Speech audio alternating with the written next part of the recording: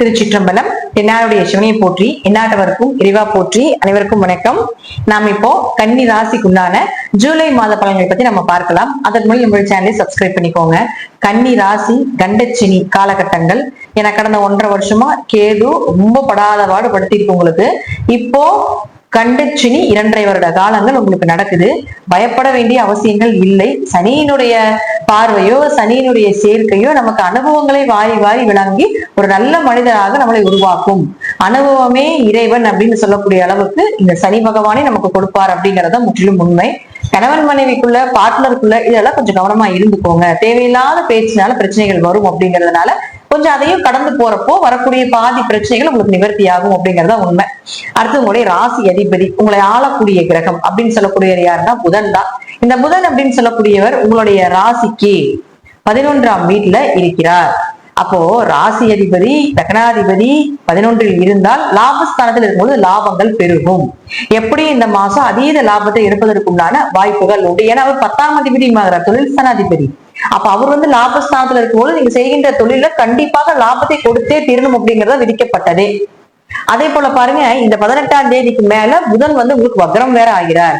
அப்ப வக்ரம்னா ஸ்பீடுன்னு அர்த்தம். இன்னும் கொஞ்சம் அதிவேகமாக செயல்படுவீங்க, இன்னும் கொஞ்சம் அதிகமா லாபம் எடுக்கணும் அப்படிங்கிற எண்ணங்கள் வரும். ஒருவேளை உங்க ஜாதகத்துல புதன் வக்ரமாக இருந்தால் கண்டிப்பாக நான் சொல்வதை விட இன்னும் இரட்டிப்பு மடங்கான லாபத்தையும் கூட கொடுக்கறதுக்கு வாய்ப்புகள் உண்டு.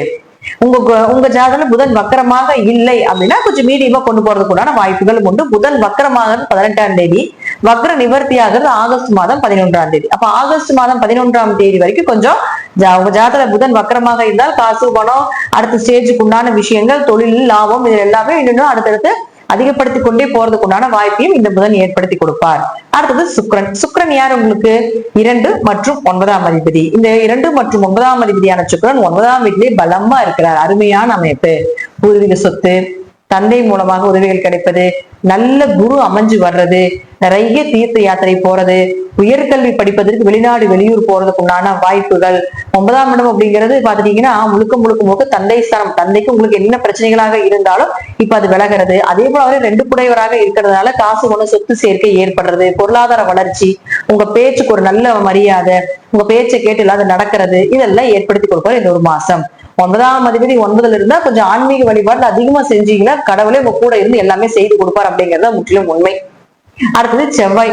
செவ்வாயை பொறுத்த வரைக்கும் பாத்தீங்கன்னா 3 மற்றும் 8ஆம் அதிபதி. இந்த 3 மற்றும் 8ஆம் அதிபதி போய் மறைறது ஒரு யோகம். மறைவு ஸ்தானாதிபதி மறைந்தால் கெட்டவன் கெட்டால் கிட்டிடும் ராஜயோகம் அப்படின்னு நம்ம சொல்லுவோம். அப்போ கூடவே கேது இருக்காரு. அப்ப கேதுன்னா ஞானம், அறிவு, பிரபஞ்சத்துடைய சக்தி இதெல்லாமே சொல்லலாம்.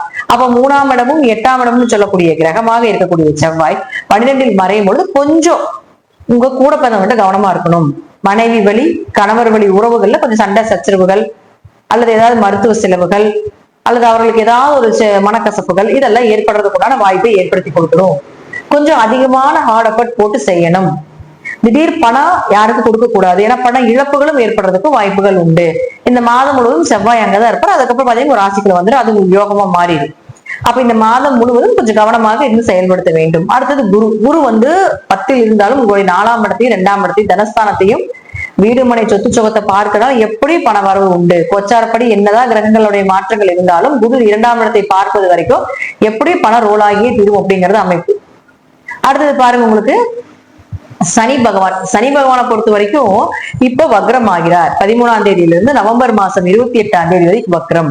உங்க ஜாதகத்துல சனி வக்ரமாக இருந்தால் இந்த காலகட்டங்கள் யோகமே. ஏன்னா அவர் 5, 6 கூடையவர். குழந்தை, குலதெய்வம், கடன், நோய் எல்லாத்தையுமே சனியில வாங்கியிருக்காரு. சனி வக்ர பேச்சு நம்ம தனியா ஒரு பதிவு போடுவோம்.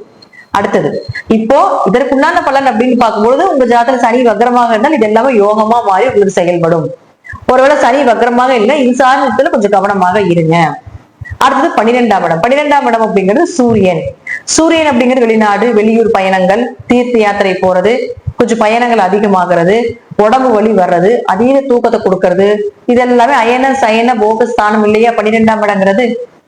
அப்போ அந்த 12ஆம் அதிபதினு சொல்லக்கூடிய சூரியன் உங்களுக்கு 16ஆம் தேதி வரைக்கும் 10ஆம் வீட்டுல இருக்கிறார். அப்போ தொழிலுக்காக வெளிநாடு வெளியூர் போறது, ஏதாவது தீர்த்த யாத்திரைகள் போயிட்டு வர்றது, இதெல்லாம் 16ஆம் தேதி வரைக்கும் நடக்கும். 16ஆம் தேதிக்கு மேல பாத்தீங்கன்னா புதனோட சேரப்போகிறார். இத்தனை காலகட்டங்கள் சூரியன் குரு சேர்ந்து சிவராஜ யோகமா பெயர் போல கொடுத்துட்டு இருந்துக்கும். அடுத்தது பாருங்க, உங்களுக்கு புதனோட சேரும்பொழுது புதாத்திய யோகமாக வேலை செய்யும். 9ஆம் இடமும் நல்லா வலுத்திருக்கு.